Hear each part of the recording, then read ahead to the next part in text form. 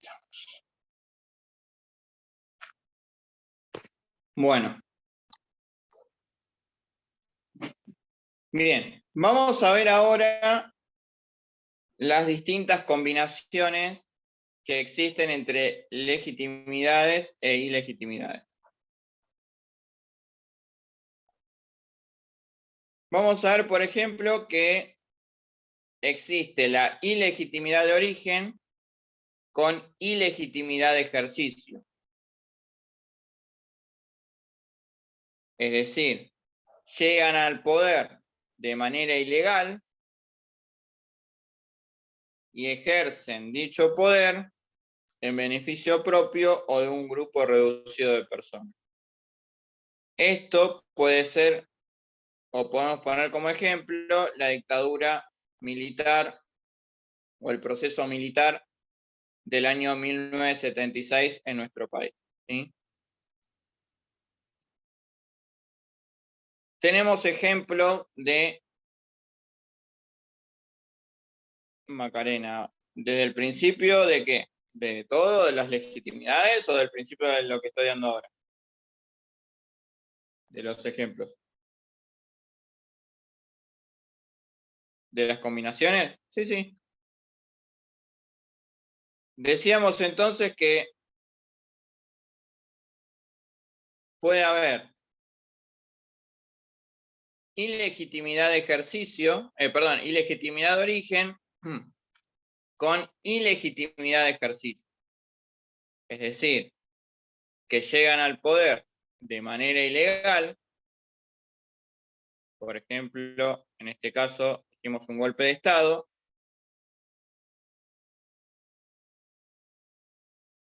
Sí, Daniela, igualmente no te adelantes, ahora vamos a ver el ejemplo. Llegan de manera ilegal y ejercen el poder también en beneficio propio o de un grupo reducido de personas, ¿sí? Eso sería ilegitimidad de origen con ilegitimidad de ejercicio. Y el ejemplo que siempre damos es el proceso militar que sucedió en nuestro país en el año 1976 hasta 1983. Otro ejemplo que tenemos en este caso de legitimidad de origen con ilegitimidad de ejercicio, es decir, llega al poder cumpliendo con todos los preceptos legales, es decir, a través de las elecciones, pero ejerce el poder de manera ilegal, ¿sí? En este caso, el ejemplo que siempre damos es el de Hitler, en Alemania. Hitler llegó al poder a través de elecciones y después, bueno, todos sabemos cómo ejerció dicho poder, ¿sí?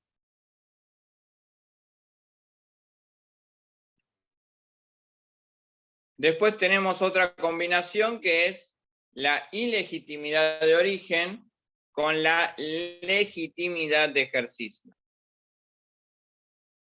Y nuevamente esto sucedió en nuestro país con el presidente Ortiz, el cual llegó al poder a través del fraude patriótico, como se denominó en su momento, pero ejerció el poder en beneficio de toda la población. Y por último, la última combinación es la legitimidad de origen con la legitimidad de ejercicio. Es decir, llega al poder cumpliendo con todos los preceptos legales a través de las elecciones y ejerce dicho poder en beneficio de toda la población. Y en este caso, el ejemplo es subjetivo, ¿sí? Nosotros no damos ningún ejemplo para no entrar en conflicto con pensamientos políticos de cada uno. Así que, en este caso, el ejemplo es subjetivo de cada uno, ¿sí? Bien. Vamos a ir ahora, vamos a ver un poquito lo que tiene que ver con la teoría de la división de poder. Pero fue una consulta. ¿Las legitimidades son parte del ítem de elemento de gobierno? Sí, Melina. Las legitimidades es la combinación entre lo que sería el poder, digamos, el elemento poder y el elemento gobierno. Las relaciones que se dan entre el poder y el gobierno, ¿sí? En el parcial nosotros le vamos a poner, por ejemplo, explique las distintas relaciones que se dan entre poder y gobierno. ¿Cuáles son las legitimidades? ¿Sí?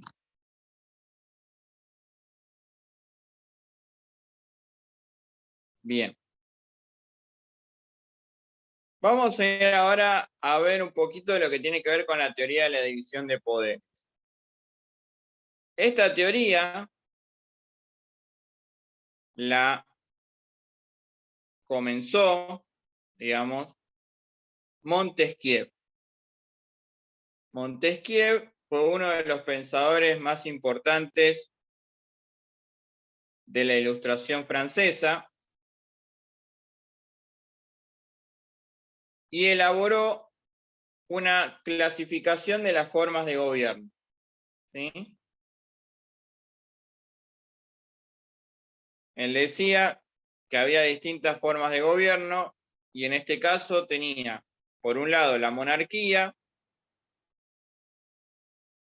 la república y el despotismo.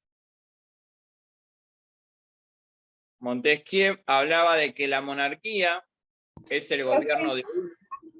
Sí, ¿quién Disculpe, era Nicole, monarquía, república y el tercero, ¿cuál era? Despotismo. Ahí Ale se los pone en el chat. Gracias. De nada. La monarquía es el gobierno de uno que actúa conforme a las leyes del reino, en donde existen poderes intermedios que son los que limitan de cierta forma el poder del rey. ¿Sí? Luego Montesquieu habla de la república, que en este caso dice que puede ser ejercida por el pueblo en forma colectiva, en cuyo caso va a ser una república democrática, o puede ser el gobierno ejercido por un grupo reducido de personas, generalmente ricos e intelectuales, en cuyo caso se va a denominar como una república aristocrática. Y por último, habla del despotismo, que en este caso es el gobierno de uno que lo hace sin ley ni reglas, es decir, gobierna conforme a su capricho y voluntad. A cada una de estas formas de gobierno, Montesquieu les da un principio matriz, es decir,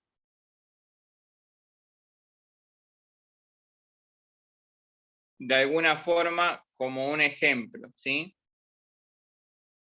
Una palabra que lo describe. En este caso, en la monarquía, el principio matriz es el honor. En la república, el principio matriz es la virtud. Y en el despotismo, el principio matriz es el temor, el miedo.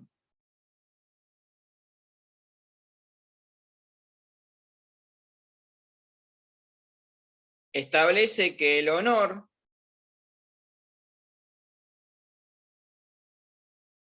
es el prejuicio que tiene cada persona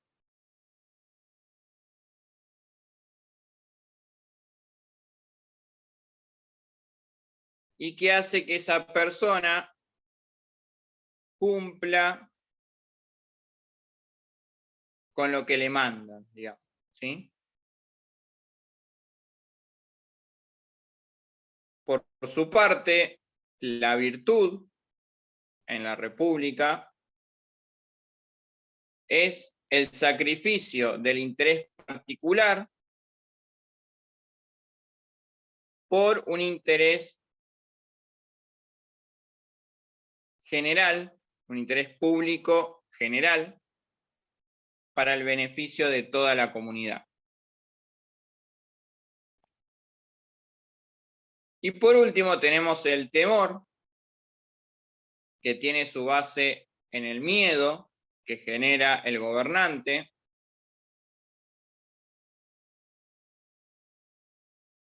y que gobierna de acuerdo a sus intereses, ¿sí?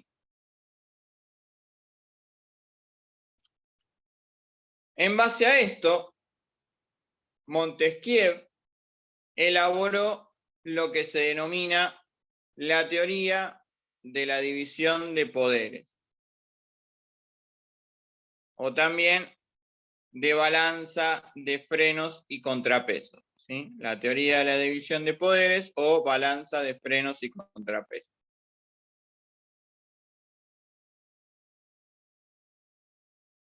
Lo que Montesquieu expone en esta teoría es que para él el poder es uno solo,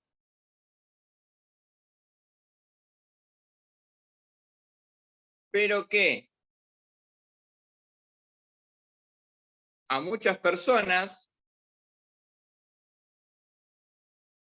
cuando obtienen dicho poder, tienden a abusar de ese poder, ¿sí? Entonces Montesquieu, ¿qué hace? Dice que si bien el poder es uno, lo divide en distintas funciones que están a cargo de distintos órganos, ¿sí? Esto él lo denomina la balanza de frenos y contrapesos. Es decir, donde un órgano compensa y equilibra a los otros. Profe, Sí. se me cortó justo cuando terminó de explicar lo que era lo del temor y todo eso. ¿Podría repetir lo que dijo después de eso? Si lo anoto, por favor. Sí, cómo no. Ahora estamos hablando de lo que tiene que ver con la teoría de la división de poderes o la balanza de frenos y contrapesos de Montesquieu. Montesquieu decía que el poder es uno solo, pero que, de acuerdo a lo que fue sucediendo en la historia, aquel que obtiene el poder absoluto tiende a abusar de ese poder, ¿sí? Entonces, lo que él dice es que, o lo que él plantea es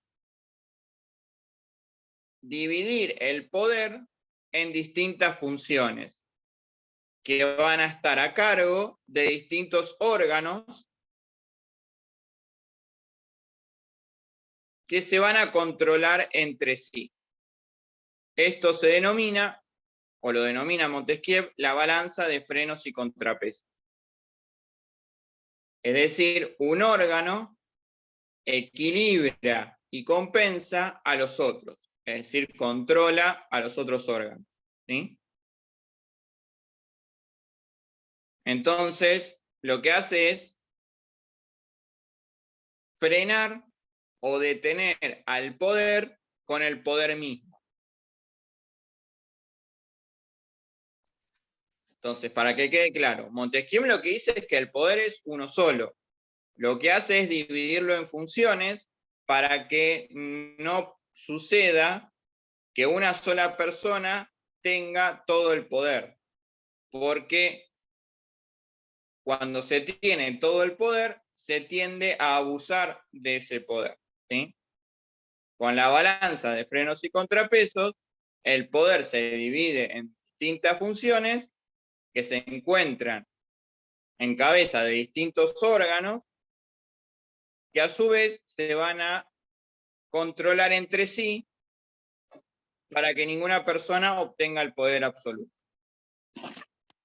¿Se entendió? Sí, profe, muchas gracias. No hay por qué. En base a esto, después yo cualquier cosa les voy a subir un cuadrito, ahora no lo tengo. Tenemos que dentro de lo que es el Estado, ¿sí? Tenemos tres funciones distintas. La función legislativa, la función ejecutiva y la función judicial.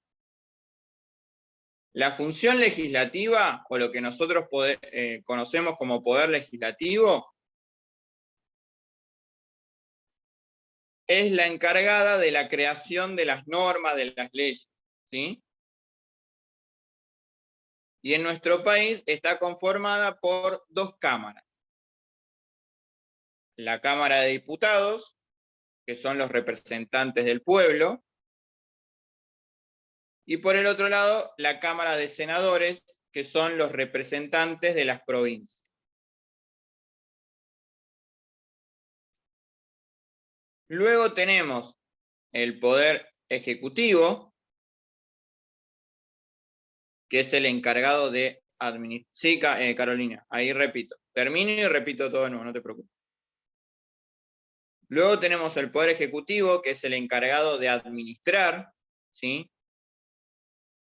Y que ejecuta a través de actos administrativos, que es lo que vamos a ver si terminamos la próxima clase.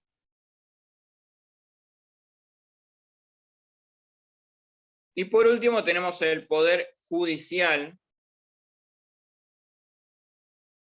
que es, mejor dicho, la función judicial, que nosotros conocemos como Poder Judicial, que es aquel que aplica las leyes al caso concreto, ¿sí? Es decir, resuelve conflictos entre distintas partes a través del dictado de una sentencia. Repito de nuevo. En base a esta teoría de Montesquieu de la división de poderes, tenemos, por ejemplo, en nuestro país, lo que es el Estado Nacional se divide en funciones, que nosotros conocemos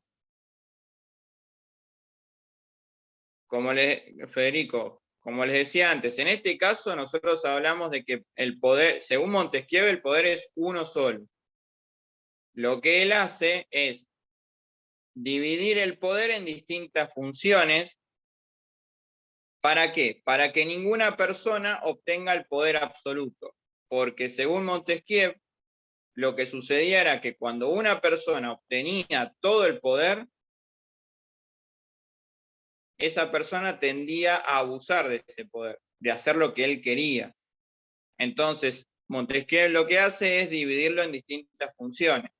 En este caso en la función legislativa, la función ejecutiva y la función judicial, que va a estar en cada una de estas funciones, va a estar en cabeza de un órgano distinto, ¿sí?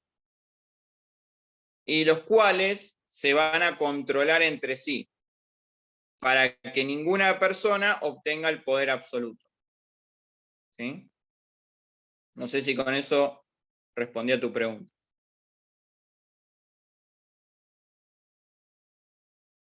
Decíamos entonces,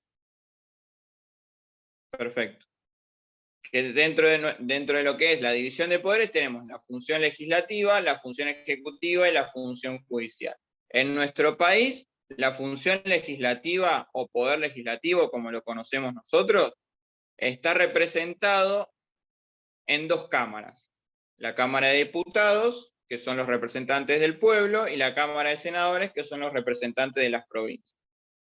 En este caso, la función legislativa es la encargada de la creación de las leyes, ¿sí? Después tenemos la función ejecutiva. La función ejecutiva es la que nosotros conocemos como poder ejecutivo, que en este caso es la que se encarga de administrar al Estado, ¿sí?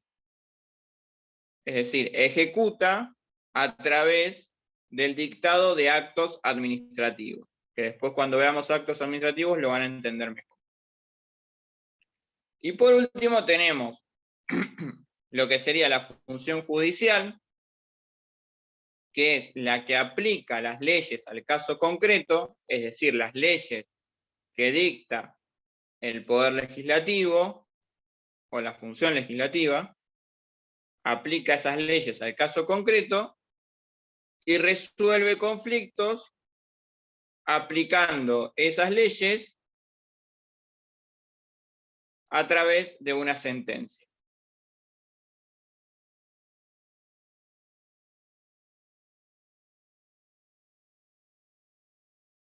Bien. Con esto ya podemos entrar a lo que tiene que ver con la estructura del poder ejecutivo. ¿Sí? Espérenme un segundo, voy a ver si les puedo compartir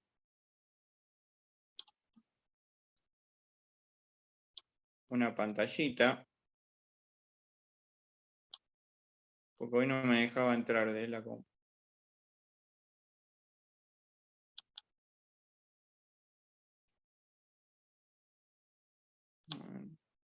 Un segundito, chicos, Espérenme un toquecito.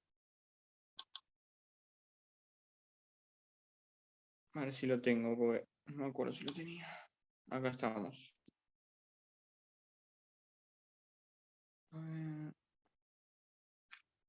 A ver si me deja entrar.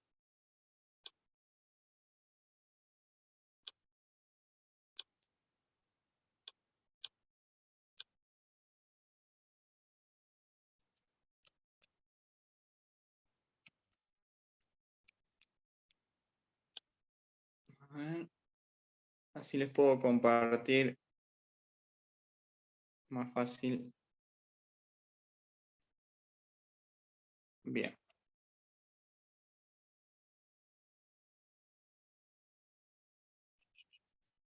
Bien. Ahora yo les voy a compartir una pantallita.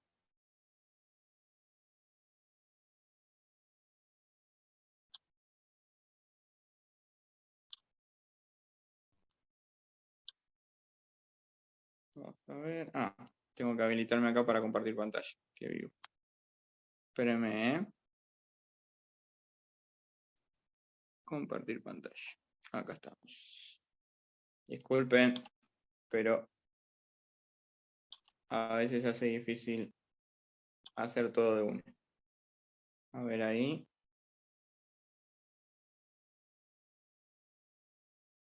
Bien, ahí se ve bien. Sí, profe. Sí, profe. Perfecto. Perfecto. A ver, acá estamos. Acá era lo que le estaba hablando recién de la división de poderes que hablaba Montesquieu, ¿sí? Si bien nosotros la función legislativa, ejecutiva y judicial, nosotros la conocemos como poder legislativo, ejecutivo y poder judicial, ¿sí? Ahí está el cuadrito donde habla sobre cómo está conformado cada uno de estos poderes o de estas funciones. Y este triangulito azul que está dentro de lo que es el poder ejecutivo es lo que vamos a ver ahora, que tiene que ver con la estructura del poder ejecutivo, ¿sí?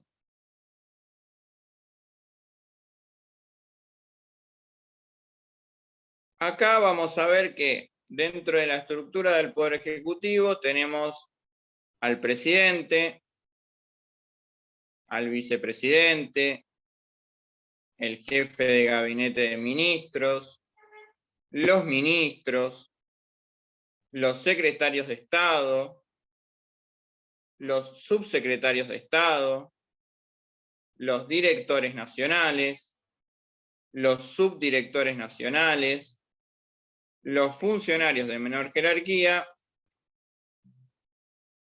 y los empleados públicos, ¿sí? Si quieren, sáquenle una fotito o un print de pantalla. Así ya les queda.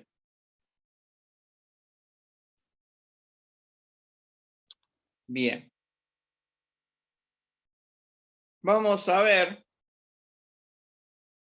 que la cabeza del Poder Ejecutivo es el presidente de la Nación.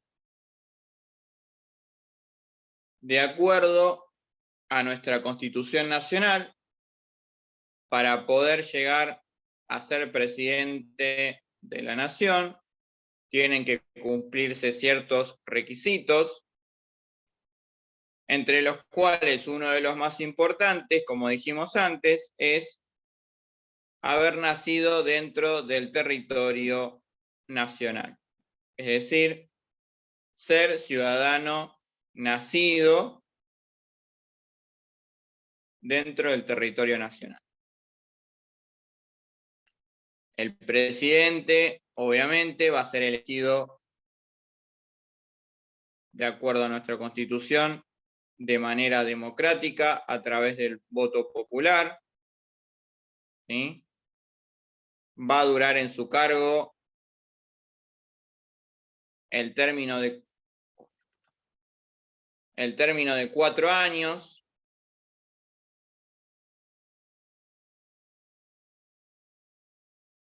que puede ser prorrogado por 4 años más, siempre y cuando, obviamente, sea elegido nuevamente, ¿sí?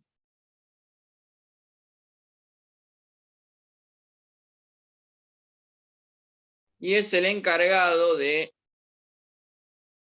administrar al país.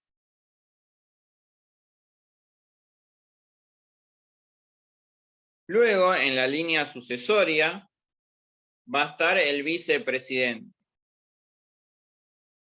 que obviamente va a tener que cumplir los mismos requisitos que para ser presidente. Es decir, el requisito principal es haber nacido dentro del territorio nacional, ¿sí?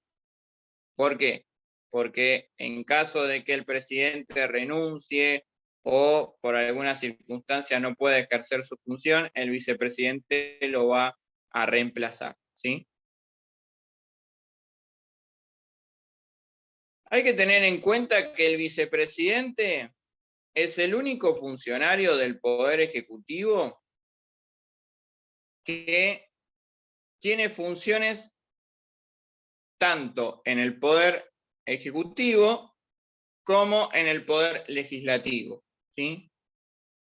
Ya que ejerce su función como vicepresidente y también como presidente del Senado. En este caso, al ejercer la función de presidente del Senado, actúa como una especie de mediador, ¿sí? No tiene ni voz ni voto, salvo en el caso de un empate en la votación de una ley. En ese caso, define el voto el vicepresidente, ¿sí? O mejor dicho, presidente del Senado, como sucedió en su momento con el presidente Cobos, con la ley 125, ¿sí? Con el voto no positivo. Luego tenemos el jefe de gabinete de ministros, que en este caso es una figura creada en la última reforma constitucional del año 1994, Alcaraz, ahí para que tengo el listado acá.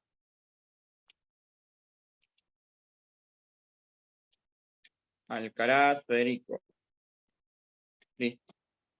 Anda tranquilo, no te preocupes.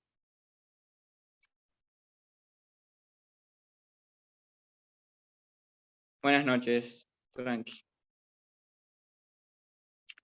Bien, decíamos entonces que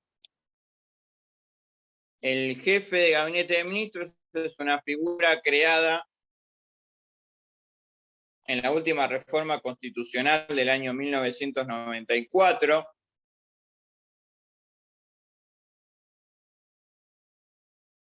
y que actúa como nexo entre el presidente y los ministros, ¿sí?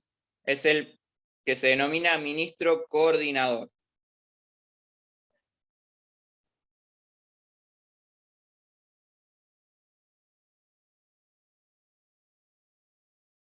De esta estructura que estamos viendo, se desprenden tres principios fundamentales: el principio de jerarquía, el principio de competencia y el principio de coordinación.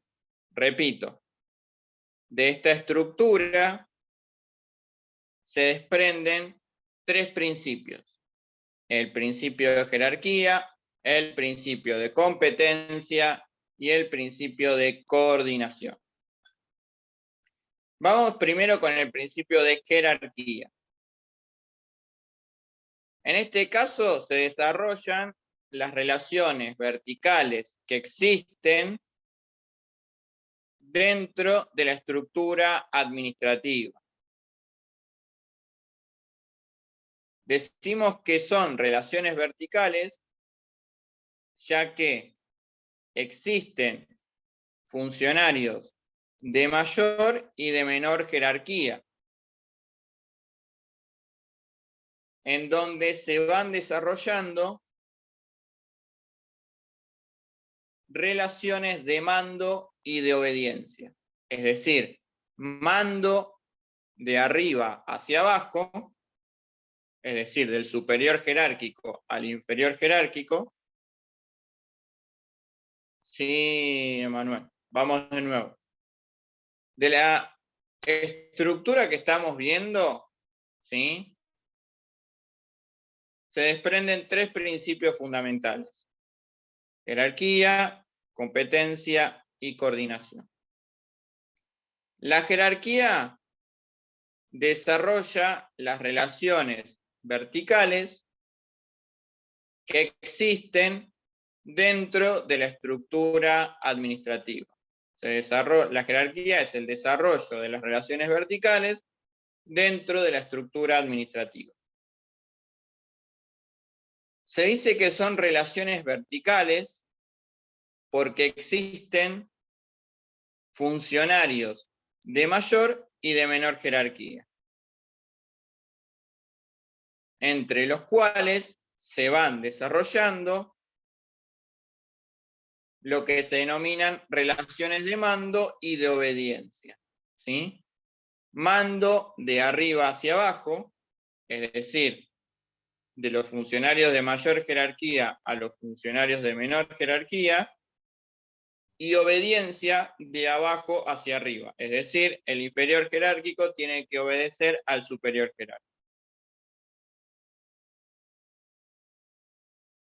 Estas relaciones de mando, es decir, de arriba hacia abajo, también se denominan de supraordinación.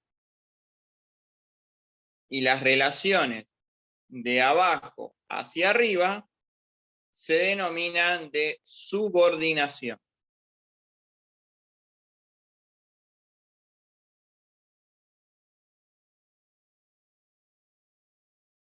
Bien. Hay que decir que el inferior jerárquico siempre tiene que obedecer las órdenes del superior jerárquico.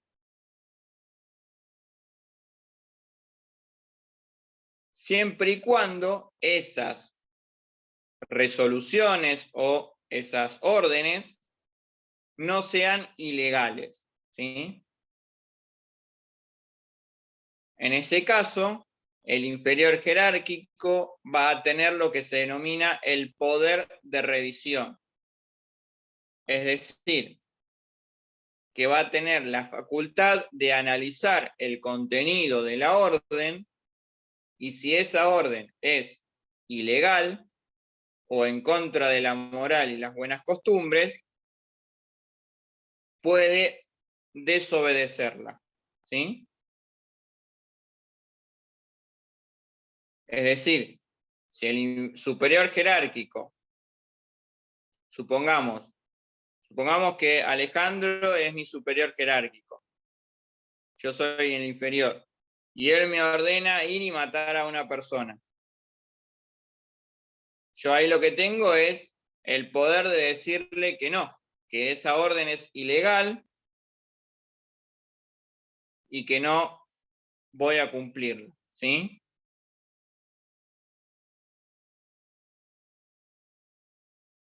Obviamente que en estos casos puntuales, la orden tiene que ser totalmente ilegal, ¿sí?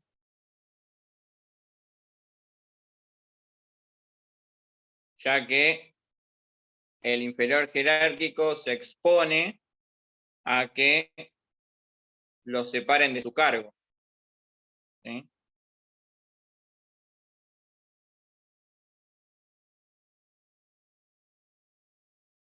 Hay que tener en cuenta que la relación de jerarquía es muy fuerte dentro del